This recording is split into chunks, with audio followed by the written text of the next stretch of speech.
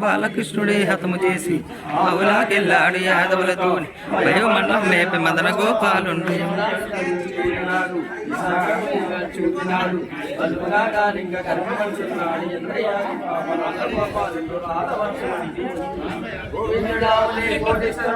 గోవర్ధనాగిని గురుగు పట్టని దగ్గర గోవుడు రక్షింప గోపామ తండ్రి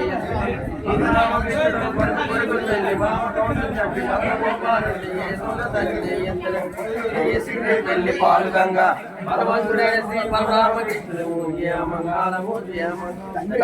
కొలకలకి తరకవాదనలొచ్చి యుద్ధాల శబడిలో జిమిడినాము దొప్పతో